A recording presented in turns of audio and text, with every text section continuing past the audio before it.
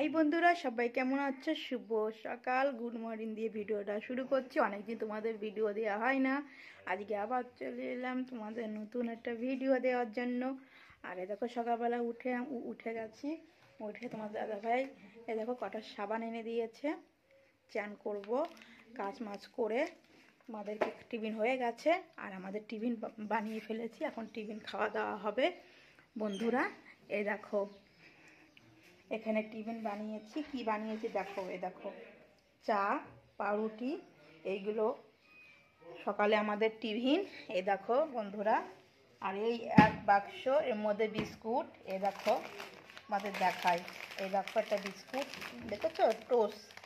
এটা দিয়ে সকালে আমাদের চা খাওয়া হবে। এই দেখো দেখতে পাচ্ছ বন্ধুরা, এই দিয়ে খাওয়া হবে। তোমাদের কি সকালে টিফিন হয়ে গেছে বন্ধুরা।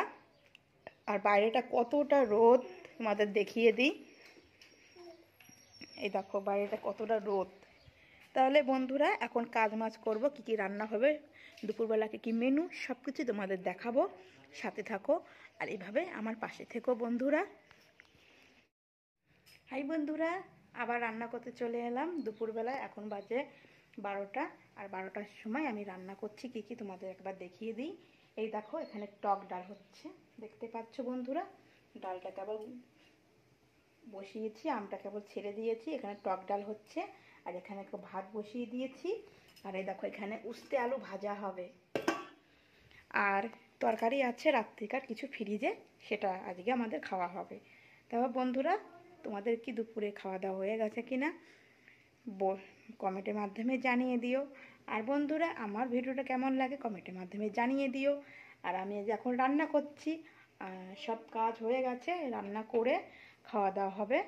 আজকে রবিবার, আজকে তো ছেলের স্কুল নেই, না তো সেই সকালবেলা উঠতে হয়।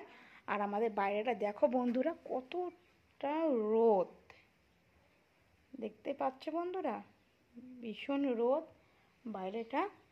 আর এখন আমি রান্না করছি। তাহলে বন্ধুরা দেখতে থাকো সারাদিন আমার ভিডিওটা। আর আমি সারাদিন কি কি করি সব তোমাদের এই ভিডিওটার মাধ্যমে দেখিয়ে দেব, কেমন বন্ধুরা? বাই, সাথে থাকো। হাই বন্ধুরা, এখন বিকেল হয়ে গেছে, খাওয়া দাওয়া হয়ে গেছে, আর আমার কাজ সব কিছু কমপ্লিট হয়ে গেছে। দেখাচ্ছি তোমাদের।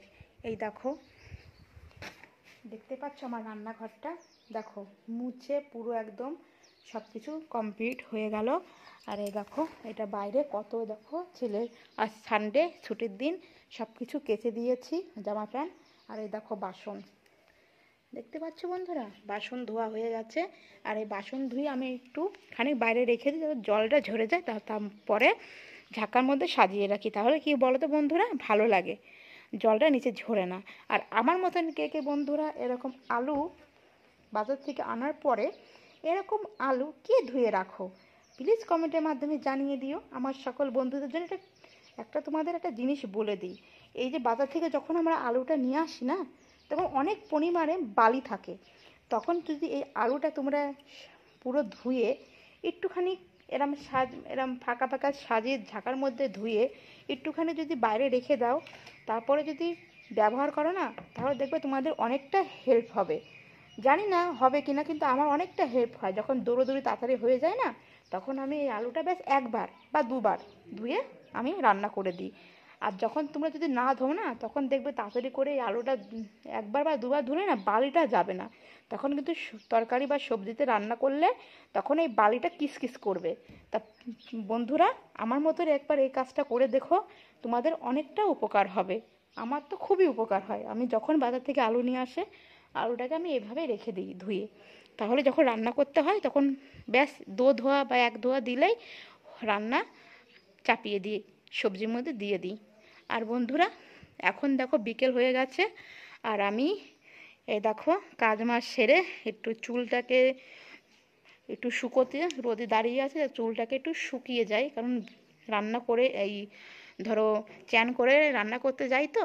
তাহলে বন্ধুরা তোমরা সবাই ভালো থেকো, সুস্থ থেকো। আর ভগবানের কাছে প্রার্থনা করি আমার সকল বন্ধুরা অনেক অনেক ভালো থাকো, তোমাদের জীবন অনেক সুখের হোক। তাহলে বন্ধুরা ভিডিওটা আমি এখন এখানেই শেষ করলাম।